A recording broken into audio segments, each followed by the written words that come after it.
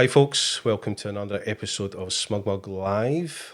Good morning, good afternoon, and good evening, wherever you are tuning in today for this next episode. It's great to have you here as always. This has been a fun series so far. I think this is week 3 of doing SmugMug Lives, and it's been a blast. It's been a great time talking to our ambassadors and friends here on this channel. So I really appreciate you turning up to watch this one. Of course, if you've missed any of our previous episodes, you can find them here in our YouTube channel. Go back there and check out some of the content we've already created here on SmugMug Live. And of course, I'd be so stoked if you hit the subscribe button and hit that little bell icon. That'll make sure that you're notified about any future content that we create. And it makes it all worthwhile having you tune in. So we've got lots of people joining us already. One thing I would ask is when you join, give us a shout out in the comments. We'd love to see who's on joining us today, and give us a little shout out about where you are in the world. And I'll let our guests know where you are. And then, of course, it goes without saying, put your questions in the comments and I will feed those comments to our guest. So without further ado, I guess I should invite today's guest. I'm delighted that today we have joining us a great SmugMug ambassador, Pratik Naik. Let's see if I can get a hold of him. Are you there, Pratik? I'm here. Hi, how are you? Doing fantastic. How's everyone doing? We're doing great. Thank you so much for joining us. This is it's been a lot of fun. It's quite informal, this, so no pressure. We're just here to have a little bit of fun. But you are going to give us a little bit of education today as well. Mm-hmm. But how are you? How are you getting on in this crazy world we find ourselves in at the moment? It's really interesting. I think because we're in this position right now, everyone deals with it differently, and everyone has different circumstances. But for me, I'm just, I guess, finding things to catch up on that I've been putting in the back burner for such a long time. So I've been busy doing that, and also making sure like my friends are okay and family's okay. But ultimately, it's been very challenging, but also productive. Yeah. And you're currently over here on my side of the pond. You're in the UK with Bella, right? I am. So my wife, Bella, who's also another SmugMug ambassador, we are here together right now, and we go back and forth quite a bit. So being able to be together is really nice. And I'm going to be staying here till about like June-ish before I head back. Yeah, at least, right? Yeah, As yeah. long as we can all fly, because you both travel back and forward between Houston, right, and We do. Yeah. and Oxford, where you're at just now. And of course, we had Bella join us for SmugMug Live last week, which was awesome. She wanted to make sure she got in there first before you, Yeah. which is appropriate. So Ladies yeah. first. It's great to have you on the side of the point. So we've got a few folk joining us in the comments, and please give us a shout out where you are. We've got someone from Tennessee, Randy Pollock, joining us. Sarah G Photography. Oh, hello, Hi, everyone. Sarah. It's nice to see you. Yeah. So yeah, keep those shout outs coming in while we have Pratik here, and we'll certainly let them know who's watching tonight or today, whatever time you're watching this. It's nighttime here in the UK. So what kind of productive, creative things have you been doing while you've been on lockdown? What's been keeping you busy? Most of it has actually been a lot of my backlog for my own photo shoots because I do a lot of photography as well. And I'm also starting to use the opportunity to build up the community more, especially my Facebook groups, just because I want to highlight other creatives, give back to them, share educational content to them like we're doing here. Being a part of lives like this has been really productive and good. So the things I never really had time to do because of travel, I'm able to like sit down and work with other creatives and other people like, SmugMug, for example, and do fun things like this. Yeah. And, like a lot of us, it is challenging times, but I know many of us haven't been busier, because so many brands like ourselves are trying to do some fun, creative things and getting our ambassadors involved. So I appreciate you giving us a time when you are so busy. But, this channel is very much about community, as you mentioned. We all have, such a wonderful community that we're all part of. And it's great to bring these things to that community, even when we can't be together, because Mhm. we're missing out on opportunities to be together. We've already missed out on one of the big trade shows, the photography show here in the UK, which Yes. should have been the last show we were all at. Yeah. So, having the opportunity to have that community meet here on these lives for me is fantastic. Sometimes wish I'd actually been doing this for Yeah. many months before this, but being in lockdown has certainly focused our attention to opportunities like this. So it's great. So we've got people tuning in from Norway. Oh, wow. Germund is from Norway. Someone from Orlando. Hello from Israel, celebrating Wow. Independence Day. Well, congratulations. Congratulations. Yes. So some wonderful shout outs already. I'll go through some more when it's appropriate. But those that you don't forget, ask those questions. But today we're going to have Pratik show us some of his workflow when it comes to retouching, Mhm. something that I'm excited to see more of. Every time I see you give us some tidbits, it just leaves me wanting more. So excited to see what you're going to do for us today.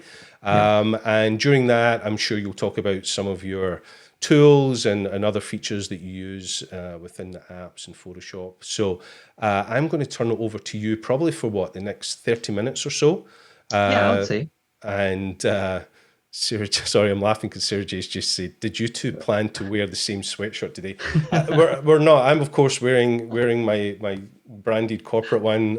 Pratik's in his unusual for Pratik. He's wearing black. I don't know why that It's happened today. a It's bit not of like white for, a bit diversity right now. yeah, it's not like you to wear black, sir.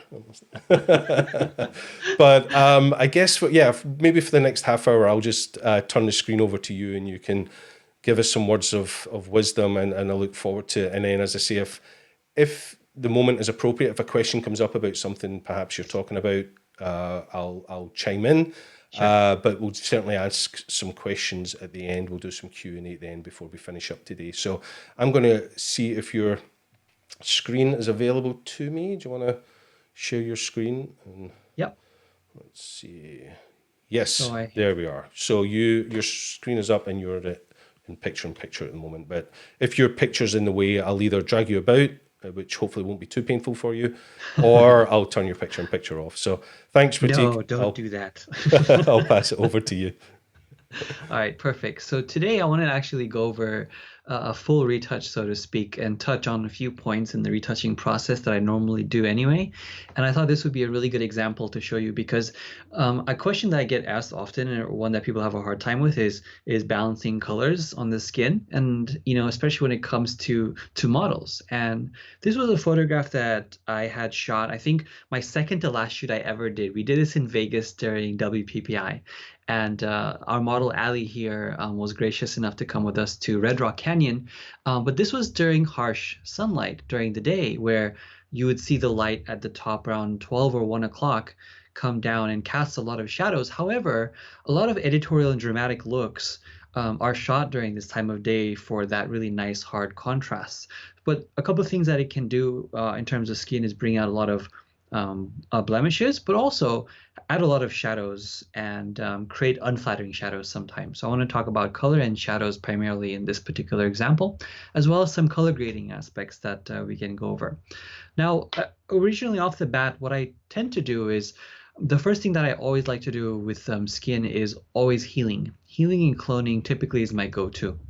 This particular image doesn't require a lot of it, but I'm going to go over it anyway. And for those of you who might not work in layers already, I work in layers all the time because I can always edit and undo and go back at any point in the process.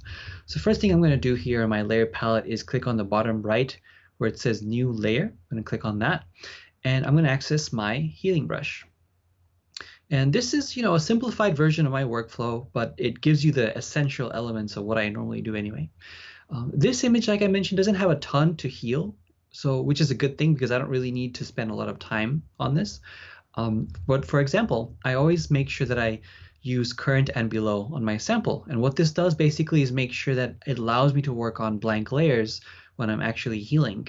Otherwise, it just doesn't work. The second thing you'll find that I normally do is I use this option called Use Legacy, and that basically is the healing brush that has always been in Photoshop since, when they invented the healing brush. It's a different kind of algorithm, and I think it works better on the skin. So I would recommend just checking that. The only difference is that if you don't have it checked, it tends to work a little bit faster, but the results aren't as accurate that I find. So I use that for that purpose. So I'm going to go ahead and start working. And what I'm going to focus on is the parts that I think are most obvious to me. And first is going to be this little freckle or birthmark here. I'm going to hold Alt or Option on my keyboard, sample the skin, and then go ahead and heal out some of these blemishes here. And again, the example is fairly straightforward. It doesn't have a lot of issues that I need to heal right now, which is good. I'm going to go ahead and heal some of these lines. I know it's probably not the most attractive thing to zoom into underarms on a live broadcast, but however, it is very necessary to do. So we are going to talk about those things. The next thing is maybe a couple of little spots on the face. And let's see what else we could do. The face itself doesn't really have a lot of blemishes to get rid of. And I'll do a couple more lines as well. I like to zoom in and out on my image every time that I am trying to heal something, just because it gives me a good idea of reference. It tells me what is important and what isn't. Especially if a lot of people tend to spend a lot of time zoomed in to an image while they're figuring out what they need to remove. And I think that's really counterintuitive and counterproductive, because you end up spending way too much time on things that are not necessary. So here I have a couple of spots on the legs that I'm going to get rid of as well. But I'm going to keep the skin pretty natural for this example, to show you how color grading works on an image like this when you have high contrast. And keeping a high contrast image very natural, I think really adds to the particular image. So here I've done the healing brush on a few spots on the face and the body, but we're not really doing a ton. What else we can also do here is use the clone brush.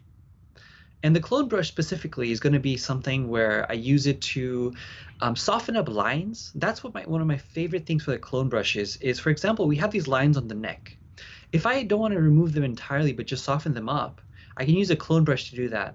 And I can do this because over here on the top, there's another sample point here. It says sample, current and below. Make sure that's checked again. And I'm going to use my flow, it's about 10%, and my opacity at 100%. This is going to allow me to gently soften up lines without going too fast. Here's how it works. I'm going to zoom in here, and I'm going to focus on this line on the neck. But what I'll do first is I'm going to use Alt or Option and click right underneath the neck. And then I'm just going to go over the line on the neck a couple of times. And what that does is if I turn that layer on and off, it'll soften up that line. If you go too far, you simply need to use the eraser brush. Again, bringing your flow down. I'm going to keep it around 5 to 10%. It doesn't have to be precise, but somewhere around that range. And then just gently brush over that part in the layer. And this is why layers are so effective, because if you make a mistake or want to go back, you can easily do so at any point. Here we have an example of, the line softened up. I can continue doing it even further if I want to. And then also focus on any other parts of the skin that might be too rough as well. So for instance, the underarms itself might be a little bit too rough. I can also sample parts of the skin and then move my cursor just a little bit and start brushing. I'm going to bring my flow down to around 5% or so, because I think that's a little bit too fast. And I'll do the same thing again on any areas that I want to just really soften up. I think areas like, elbows or underarms or any parts that catch the light a lot and emphasize the texture can be softened up a little bit, which makes it look a lot better. So aside from that, one thing I also want to mention is when it comes to skin retouching, we also have to focus on shadows and highlights. So for instance, aside from skin texture, you'll also notice that there's a couple of problems that I want to correct. Number one is that some of the shadows are really harsh. An example being here on the stomach underneath, because the light is coming from the top down, it's creating this really harsh shadow that I really want to even out a little bit more. However, if we try to use a clone brush or healing brush, it's really not going to work, because the overlapping patterns are so different from each other that it just doesn't look right, as you can see here. And that's going to create a lot of problems. However, we can actually, lighten that up in a couple of different ways. First, let's actually go and dodge and burn a little bit. And the way that we're going to dodge and burn, which is the act of lightening and darkening, is we are going to come over to our adjustment layer section and click on our curves. And we are going to use the power of the mask in order to specifically brighten an area of the image rather than the whole thing. However, naturally, if you bring up your curves like this, what happens is the whole image starts brightening. And we only want to focus on a certain part of the image. So I'll increase my curve here, and then come back to my mask in my layers, and then hit Command or Control I. If you're on a PC, it's Control I. If you're on a Mac, it's Command I. And then I'll use my standard brush tool in Photoshop, the regular brush tool, and I'll bring my flow down to around 2 or 3%. And then I'll come down to where the stomach is over here. And I'll use the brush size that's relative to the area, like this. In this particular example, the brush size is around 175, but this can change based on your image and the resolution, so keep that in mind. And then I'm simply going to go ahead and brush using the curve. And you have to make sure that your mask is selected. And what this does for me now is it just reduces how deep those shadows look. And honestly, sometimes, you don't really know what to expect until you try. And again, when you deal with complex textures like this or complex areas, it's best not to actually zoom in all the way and work there because it has a lot of highlights and shadows. When you're zoomed in, you don't get a perspective of what it looks like. So because of that, I've zoomed out. And the same thing can be done for other parts of the skin. So for example, if I want to brighten up the legs a little bit because they're a little bit darker, I'll do the same. I'll go ahead and start brightening it up. And I'm going to increase the exposure just of the legs. The other thing that you can also do with curves is if there's any other parts that you want to brighten up, you can use it on the same layer. So in case, like the face here, there's a shadow, I'll brighten that up just a little bit. If there's any areas on the arms, I'll go ahead and brighten that up just a little bit as well. And I'm constantly changing my brush size by using the bracket keys on my keyboard, which are on the top right side of your keyboard. You'll see bracket keys if you're in the US or have an English-speaking keyboard version. If not, you can also go into your settings under keyboard shortcuts, which I'll show you next. And here it says shortcuts 4, and I have it set to tools. And if you go all the way to the bottom past all these icons on the left-hand side, you're going to start seeing specific commands, which is like this: increase and decrease. And I've changed mine to Q and W. And even though I changed mine to Q and W, and the reason for that is because I can access it with my left hand, I can still use the bracket keys in case you prefer doing it that way too. So by default, they're the bracket keys, and you can change them at any point in time in case you don't have bracket keys. And that is actually really handy because, as you notice as I'm working, I actually have my brush size change quite a bit depending on the area that I'm trying to lighten. Let me turn this on and off for a second so you can see what I did. So you can see I actually brightened up a little bit of the shadows in the face. I brightened up some of the arm, of course the dress, and some of the leg. And what I find interesting about this is even though I went over a little bit here on the rocks, I can easily undo that by making sure that my brush is set to black instead of white, and then coming over here and just undoing that part on the rocks by brushing over it. And this is the power of layers and masking, because you're able to control what areas you want to target, and you can easily undo anything. But I think my favorite feature about all this is, aside from just the masking element, what I found out is that retouching is specifically more than just healing and cloning. It's also controlling the light and spreading it so that it looks much even throughout the image from top to bottom. And that's why I always stay zoomed out when I'm working, because if I need to zoom in to get something, I'll go and do it, but then I'll zoom out in order to actually focus my attention again. So the other thing that we can also do aside from dodging is we can do some burning work as well, which is going to be the opposite of dodging. And I'll use another curve for that. And I'll go ahead and bring the curve down like this to darken the image. I will go ahead and invert the mask here. And some areas that I really want to focus on when I'm burning on this specific image is going to be the under the chin here. And there's always some light that gets reflected back on places like this when you're dealing with a high contrast image with light coming down. So this should end up actually darkening some of that brightness. And I'll go and zoom out really quick. And you can see how much of a difference it makes, just really contouring and emphasizing that jawline and emphasizing those cheekbones as well by darkening some of those gaps. And you can change the appearance of someone just by altering their light. It's just like lighting on set. You can change how it looks. You can change the intention of the light just by modifying it. If you want to see a good before and after example for everything that you've done, all you need to do is hit Alt or Option on your keyboard and click on the background where you see the eye, and you can see a before and after example of everything that you've done. Typically, aside from me manually creating these layers, I have a set of actions that I normally use anyway that are just typical workflow actions. For anyone who is a member of the Retouching series, you can get it there as well. And that simply allows me to actually set up these layers automatically every single time instead of trying to manually set them up. But we'll talk about that a little bit later as well. So that brings me down to, say, color correction. Now, one thing that I noticed about this image is that her leg's a little bit more red, say, than the arms or the face. And then one thing that I focus on is making sure that parts of the image that are red need to be corrected. And this typically comes at the end of the workflow. So I'll go ahead over here in my adjustment layers. We're going to go ahead and use the hue saturation adjustment layer. And this hue saturation adjustment layer can also be used for skin, because over here where it says master, I can click on that drop-down menu and go to the red channel. This red channel here focuses specifically on the red tones of the image. So what that means is it gives me 3 different options: hue, saturation, and lightness. We are going to be shifting the hue from a little bit red to a little bit more orange or yellow.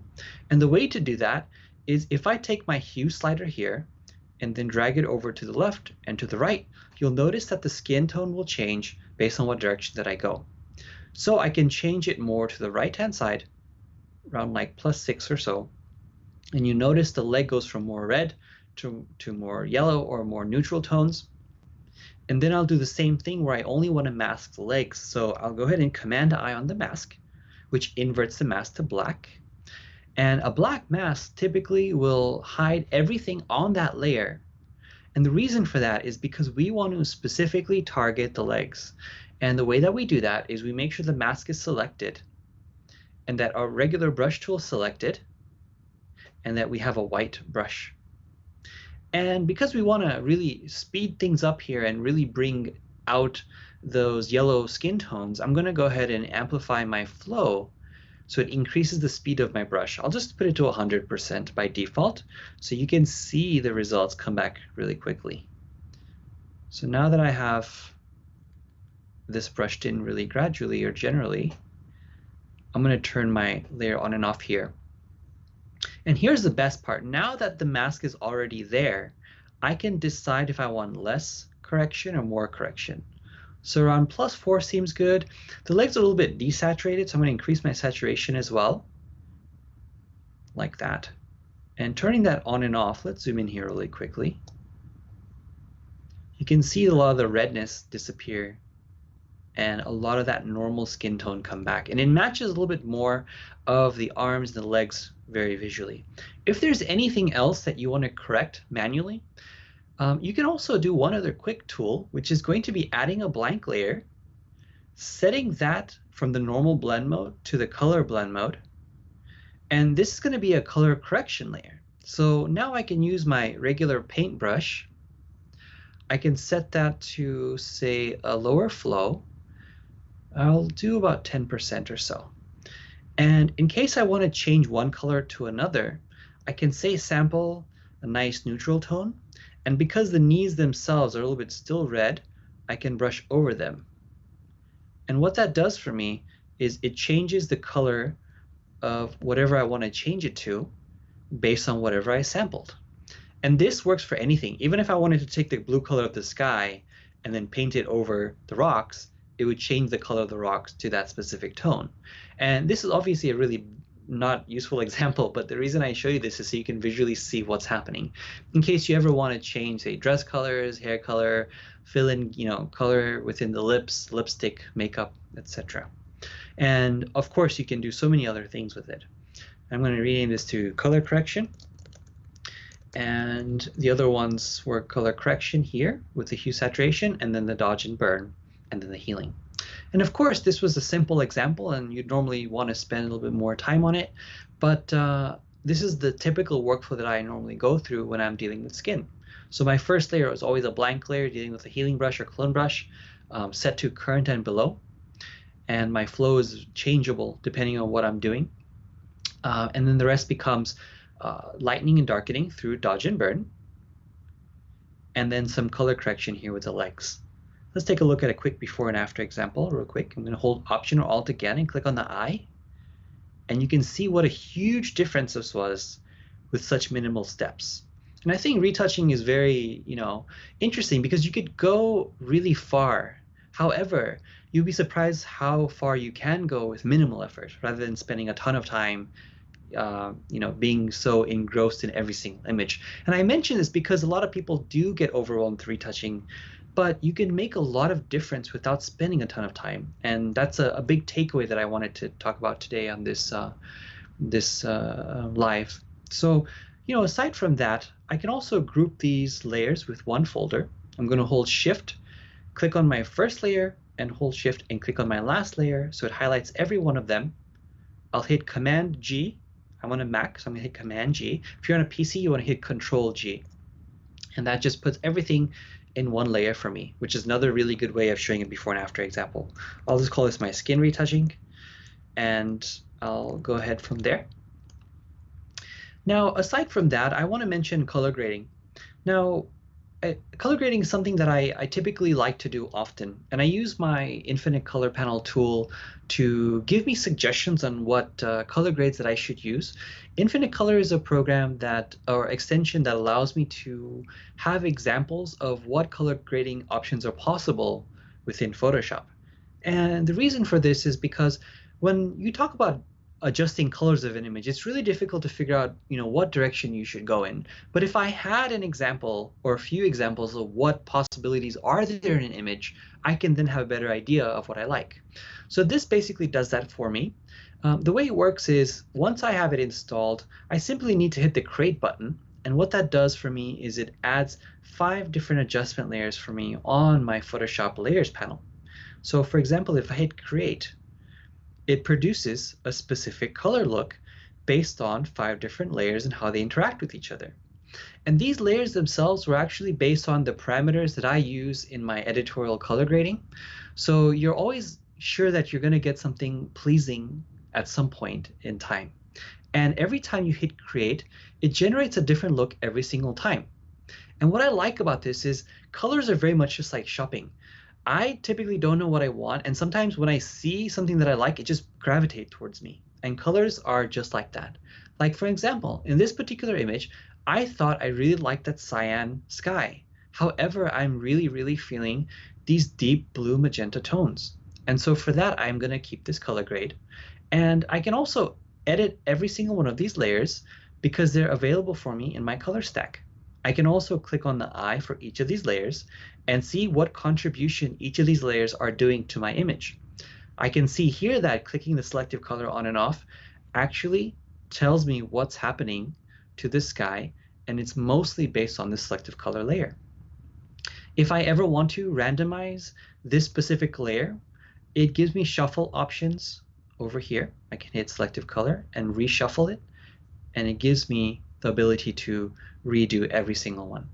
So that's a little bit more about using Infinite Color for color grading.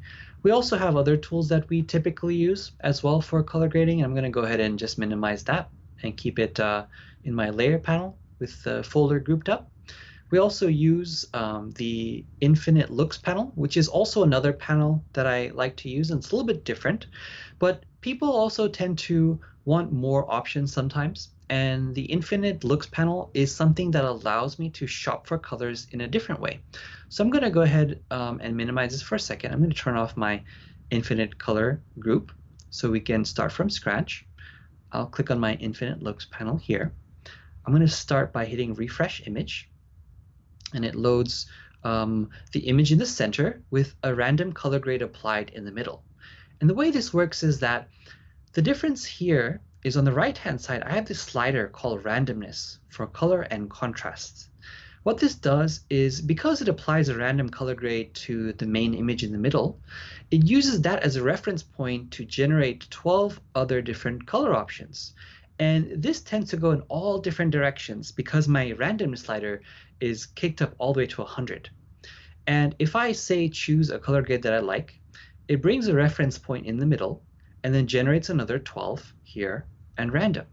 So it gives me the option to navigate through different colors like you're walking through a forest, just by the direction that you find most appealing.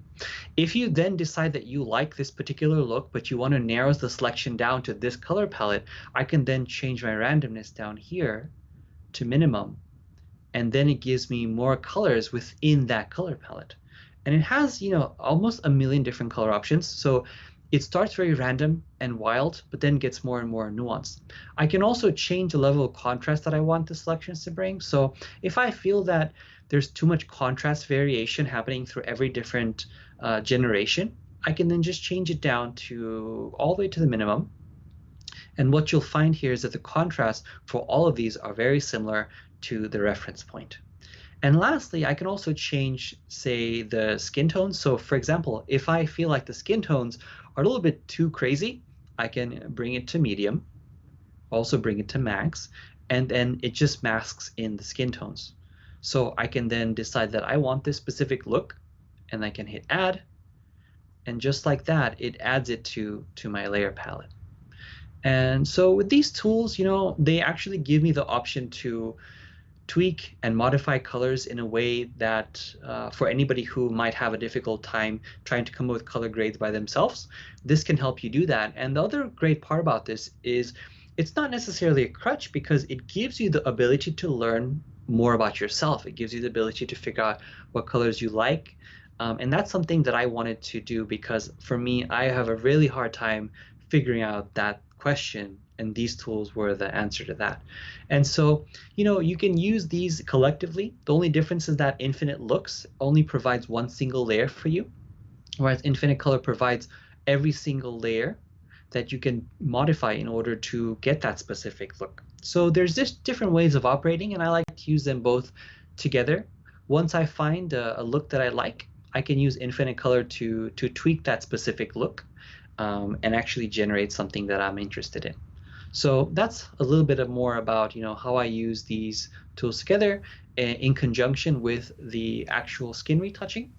And let me show you really quick what our before and after looks like. I'm going to group these two Infinite Color and looks together, and then reduce the opacity so I can have a nice blend of both of them, and just setting it off nicely. So I'm going to hold Alt or Option again and click on my background here. And you can see what a difference we've already done to create a really nice, striking editorial image in such a short time, just by tweaking some of the lights, shadows, and color. So aside from that, I really want to see what questions people might have, so I can address them if at all possible. Sure. So I think at the moment, everybody's been so engrossed in what you've been doing that we aren't actually any questions there at the moment. So please, there's lots of people from all over the world in the chat. So if you've got questions, now's the time. There's typically about a 30-second delay on the questions when you post it to when it comes through to us here. So we'll keep Pratik around for a while. So get those questions in that chat, and we'll make sure we get them to him. Pratik, one thing that I wanted to bring up there was the shadow on the stomach that you showed there. I, for one, would have approached that probably with a cloning tool or something completely inappropriate, because I'd be like, or trying to liquefy it or something like that. But Yeah. could not believe how incredible results you got just with dodging and burning. It's so simple and yet so effective that I completely would have overthought that problem. It is. I think this is a good analogy to life, because, there are days where you have this really small, well, quote unquote, small task that you have to do, but you make it out to be such a big thing in your head. But when you zoom out and look at the situation from a top-down approach, you realize, well, it's actually not, it doesn't take that long, or it's not that complicated once you actually get to it. And this is one of those examples where, just by lightening that up really easily, it's possible. And there's many other ways to do it as well. So for example, there's also like frequency separation, which a lot of people like to do. And I have it in my actions as well. I'm going to run that really quickly. And so for instance, I'm going to go ahead and use a radius. And the reason why I'm using this specific tool is because sometimes you're able to actually adjust the colors underneath the textures. I'm going to show you that once it's set up for me. And this median here is telling me how much texture do I want to blur out. And the reason for that is once that texture is blurred out, it's going to set up two layers, one for the color and then one for the texture on top. So it's giving Photoshop a direction. How much texture do you want to put on top? And now that, I'm going to reduce my radius here so that it looks out of focus, like maybe like that. That looks good. And say OK. And now in this little frequency separation group, I have two layers, one for texture and one for color. And if I show you what the texture layer looks like, and I just hit Alt and clicked on that one specific layer, and it shows me that layer by itself. It shows you all the texture on one, and then it shows you all the color on another. And together, they form the full image. And sometimes people like to say, well, now I can actually just, brush underneath. But, based on how proficient you are with frequency separation, it might be difficult. But, it works pretty reasonable. It does a pretty good job as well. So you can see he kind of lightened up those shadows too. But it made all the colors the same. So I wasn't really a fan of that method because frequency separation sometimes can unify colors too much. And in a complex example like this, curves tends to work better because it's lightening up the entire area simultaneously, which is really, really nice. You don't have to be really good at one technique in order to do it either. Mm-hmm. That's great. Thank you for the questions that are coming in. People are starting to wake up to the questions and feeding them in, which is fantastic. When I do picture-in-picture with Pratik at the moment, apologies that his screen's a little pixelated. It's because he's still sharing his screen in the background, but I'm sure we'll be jumping back and forward so we'll just leave it there. Let me get to some of your questions. First question here is from Swapnil. Swapnil, thank you so much. They say, how do you go about printing your retouching work for magazines, etc.? Do you do much printing of your own work? I actually don't, but the that is, as a retoucher, what I tend to do is a lot of my files, once they're done, they get sent off to the photographer or the editorial directly, and I ask them specifically what format and color space that they're looking for. Typically, it tends to be TIFF files in Adobe RGB or CMYK. They sometimes, if you're printing with a lab, as you know, SmugMug, since we have our own print lab we work with through SmugMug, they can sometimes send you print profiles to show you how the colors might look through the printer's eyes. And you can easily install that and go through and look at like proof setups and things like that, which is going to be here under View, Proof Setup, and Proof Colors. So once you have a specific profile, you can proof colors, but that's a whole other different topic, and that's something that I don't do as much of as a retoucher. Yeah, that's cool. We're just getting a little bit of breakup on the feed now. You're freezing a little bit, but we'll soldier on. It's the joy, as I say, every show of streaming live. Sometimes there's a little bit of delay in the feed. Another question here from, great name, Slick Sid Vicious asks, Pratik, do you do much editing in RAW prior to bringing it into Photoshop?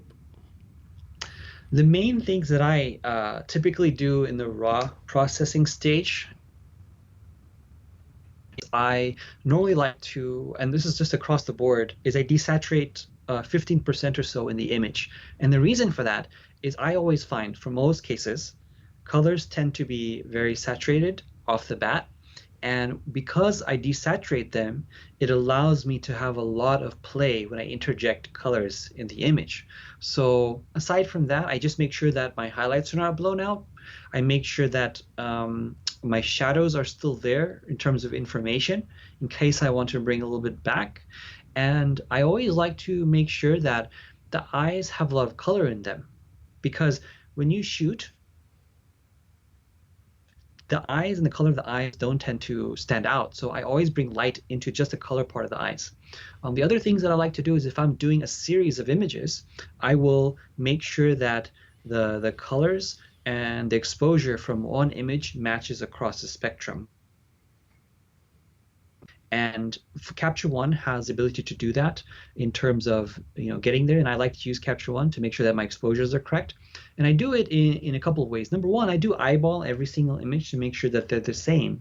If not, I will use like a color picker tool or something to make sure that my RGB values are the same. And also, there's a tool, and I forgot the name of that tool at the moment, but it unifies the exposure of every single image based on a certain point. So you can sample one point in one to another image and sample that and paste it. So it just unifies the exposure of every single one. It's like a balancing tool. I don't know why I forgot the name of it at this moment, but I'm sure most people, that use Capture One understand what it is. And I'll post the follow-up with that tool whenever I share this live broadcast too. Yeah, I'm sure it'll come to you in the middle of the night. You'll wake up screaming the name of that tool. So again, apologies. There is a little bit of freezing on your frame, unfortunately, at the moment, Pratik. So apologies to everybody. Let me open the door really quick. I think it should make a difference. 1 second. It's funny. Last week when we had Bella on, we had a slightly similar issue, and she said opening the door was the solution. So it must be a magic door to some secret internet portal. Any help I can get. Any help? Just that little crack gap in the door might just be enough to keep the Wi-Fi flowing to that room. So if it works, it's definitely going to be the secret door from now on. Let's get back to some questions. Our dear friend Sarah asks, Sarah J Photography, do you find your knowledge of D&B, dodging and burning, has also helped with your photography and lighting, or vice versa? It's a great question. That is a very good question. And I say that it has tremendously, just because I am able to be on set and pay attention to where light is falling and where shadows falling. And because dodge and burn tells me just how much I can pull and push an image, being on set in real life allows me to see physically how much information is going to be there when I take the picture. And if I need to correct it by adding in a bounce card or adding in some flash. So because of that, I think it has been a tremendous impact, because I can then